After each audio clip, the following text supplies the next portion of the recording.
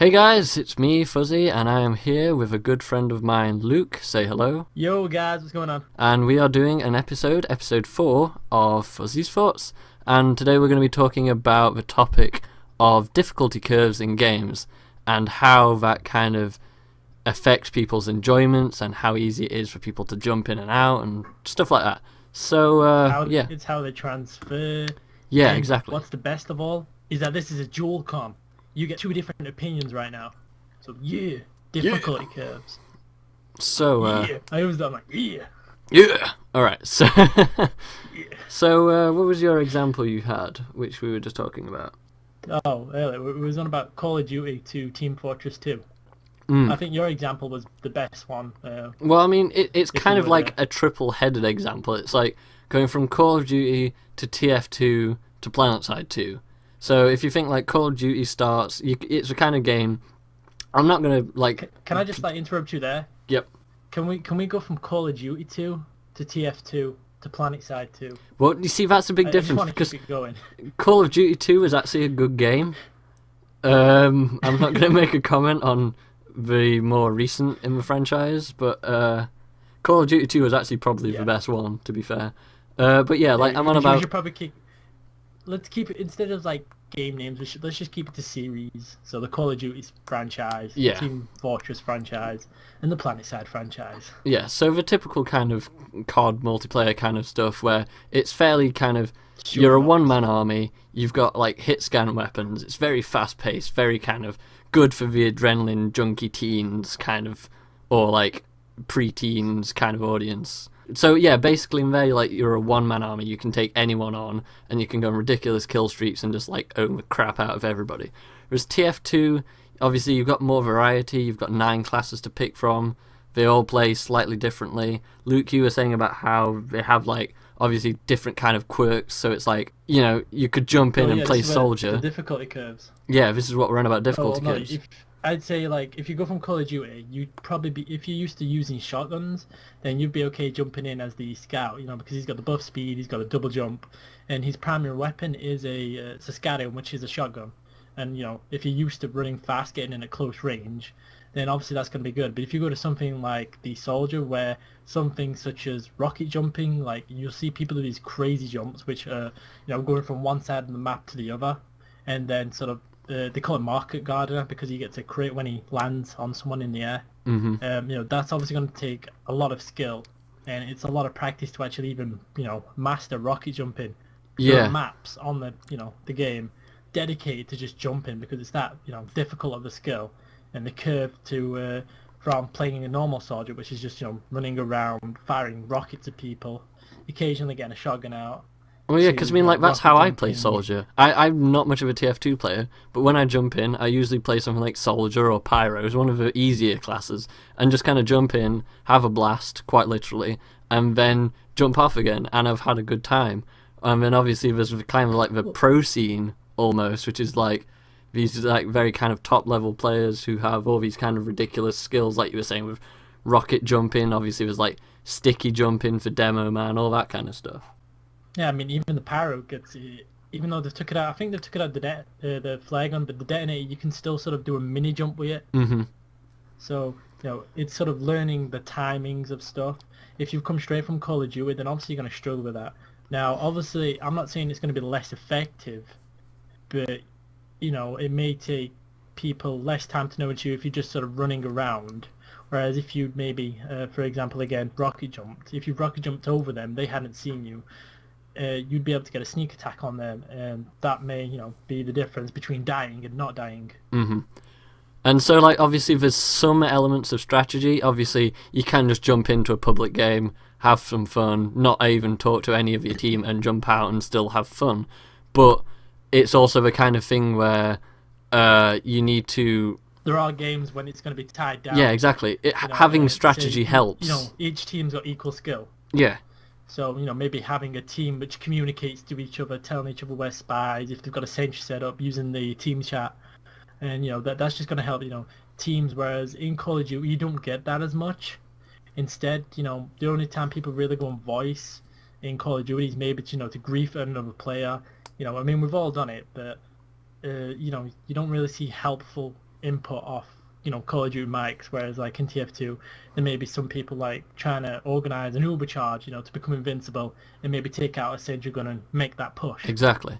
And then from there you kind of transition to it's probably more strategy based than any other shooter I've ever played, something like PlanetSide 2, which obviously I've been playing a bunch of recently. You are in no way a one-man army. You can just... I mean, I spent the first probably 20 hours I put into that game just running and getting shot over and over and over again. Obviously, then you have organised platoons, you have squads within the platoons, you have outfits, which are people who regularly get together and form platoons and squads and stuff like that. So you have this huge element of strategy. I hate to piss on your bonfire, but I'm going to back this up with an example. Like, there was one time where I found like loads of enemies sort of grouped together, and I started gunning them down. But the problem with PlanetSide is that you run out of bullets far too fast. You may get a bit lucky and maybe kill 2 people, but by then you're reloading and you're risking your life and being noticed because just of the amount of bullets you have. So running in a squad, sure, you may get shot down and you're more likely to get noticed, but you're more likely to take them out as well or push on the base. Exactly, it's overcoming it, like weaken their... collaborating with your squad leader, getting a Sundra set up so you can spawn closer to where you're attacking. Like, obviously there are occasions where you can basically just zerg a whole place. You can just get hundreds of meat shields just running into somewhere, and it's kind of like, yeah, you won that, but you didn't win it the right way. There is a kind of right way to play it, but of course, because of the higher difficulty curve, there's a much higher skill ceiling. Like, obviously, it can put off a lot of players, or potential players rather, from communities like Call of Duty and TF2. And obviously, some elitists would argue that that's a good thing. We don't want, 12-year-old kids running around in PlanetSide and ruining our adult game. But you've got to think, obviously, there's that kind of... You've got to make a commitment to learning how the game plays and how to actually play the game even remotely effectively. Yeah, I would say that is good. I mean, part of the learning curve may be the controls. Now, obviously each game has different controls, but being able to keybind them, and like when I go from my TF2 games to PlanetSide, wanting to change my key bindings, because normally I have Q as my primary and E as my secondary weapon, and then my side mouse button is reload.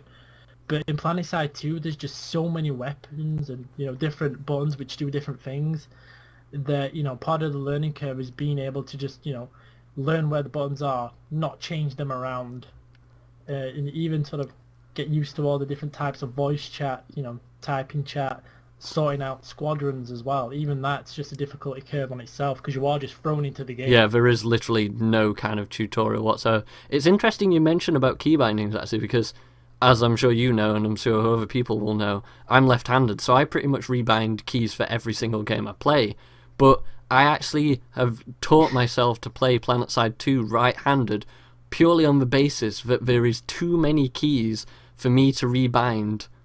I was just like, no. I looked at the key binding menu. There is like 4 tabs with about 25 different things. You've got your general stuff, you've got your infantry, you've got when you're in a vehicle, and you've got when you're flying. And I was just like, I am not rebinding 4 menus of keys. So I just learned to play it right-handed. I mean, obviously, again, that was a bit more difficult for me, but it's paid off because the key bindings they tend to have is, for the most part, fairly good. And I mean, that's just me complaining as a left-hander, but it was still interesting nonetheless. I suppose it depends on, how well you learn the difficulty curve.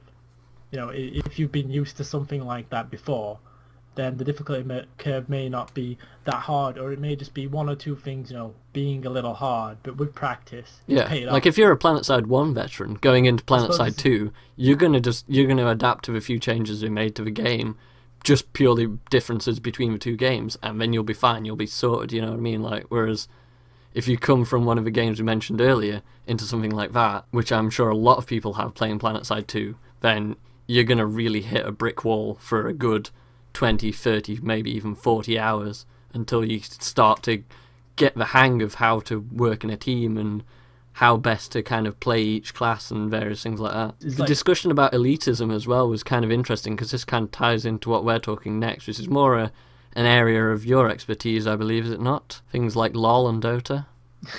Oh well, I'm still really terrible at both of those games, and I am still getting used to the difficulty curve. Still facing easy bots, and still getting my ass handed to me, except that one time. But yeah, the elitist community, sometimes if you don't have enough practice, and part of that practice is just going online and getting your ass handed to you.